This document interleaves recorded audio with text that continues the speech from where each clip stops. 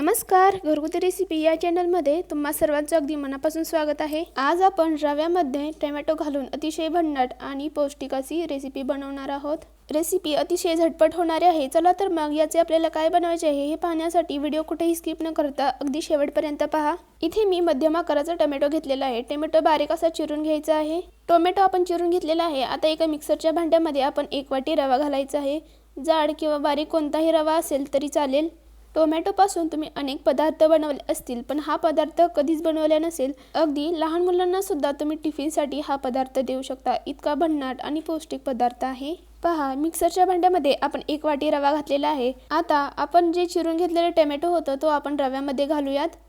पहा, टोमॅटो टाकून झाले की सोबतच आपल्याला यामध्ये 2 चमचे दही घालायचे आहे।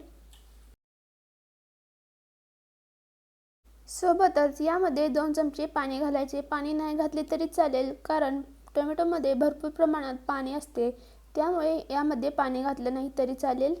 आता हे मिश्रण आपण मिक्सरला बारीक करून घेऊयात।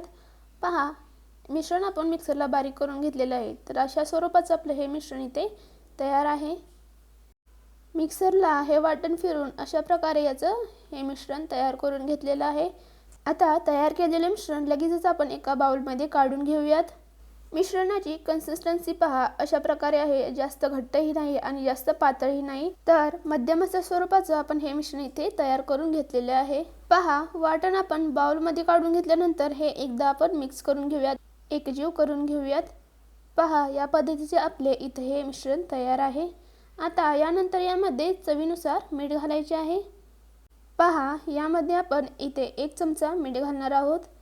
1 चमचा मीठ घातल्यानंतर हे मिश्रण छान असं मिक्स करून घेऊयात। आता यानंतर आपल्याला यामध्ये सर्वात शेवटी खायचा सोडा घालायचा आहे। तर यामध्ये आपण चिमूटभर खायचा सोडा घालणार आहोत। पहा, इथे मी थोडासा सोडा घातलेला आहे। सोडा घातल्यानंतर छान असं एकजीव करून घ्यायचं आहे, छान असं मिक्स करून घ्यायचं आहे। सोडा घातल्यानंतर पहा, आपले हे मिश्रण आणखीनच छान आणि अगदी हलकं फुलकं असे झालेलं आहे।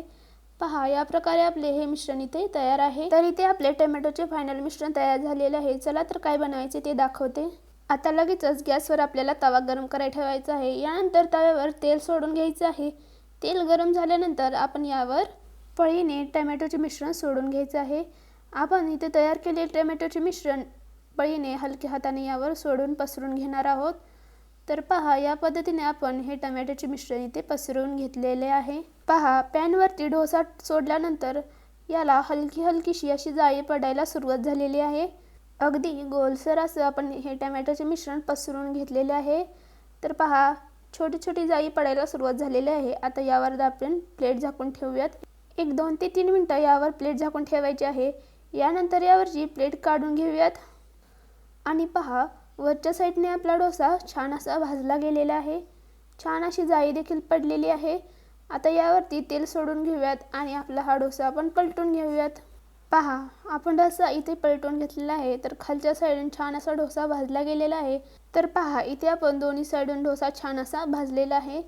तर पहा, आपण याच प्रकारे सर्व डोसे इतर भाजून घेतलेले आहेत। पहा, डोशाचा रंग देखील खूप छान दिसत आहे आणि हे डोसे खायला देखील खूप छान लागतात। तर यामध्ये मी तुम्हाला जेवढे साहित्य सांगितले आहे त्या साहित्यामध्ये इथे आपले 3 ते 4 डोसे तयार झालेले आहेत। पहा, अगदी मऊसूद लुसलुशीत जाळीदार आपले डोसे इथे तयार झालेले आहेत। पहा, कोणतीही पूर्वतयारी न करता हे डोसे अतिशय झटपट बनतात आणि खायला सुद्धा खूपच पौष्टिक आहेत। तुम्हाला जर असेच डोसे जास्त व्यक्तींसाठी बनवायचे असेल तर साहित्याचे प्रमाण तुम्ही जास्त किंवा कमी इथे करू शकता। तर मंडळी, तुम्हाला एक विनंती आहे, तुम्ही जर आपल्या चॅनलवर नवीन असाल तर चॅनलला लाईक करा, शेअर करा, सबस्क्राईब करा, सोबतच बेल आयकॉन देखील प्रेस करा, जेणेकरून माझ्या नवनवीन व्हिडिओचे अपडेट्स सर्वप्रथम तुमच्या फोनवर येत जातील। रेसिपी आवडली असेल तर एक लाईक नक्की करा आणि जाता जाता आपल्या घरगुती रेसिपी या मराठी चॅनलला नक्की सबस्क्राईब करा।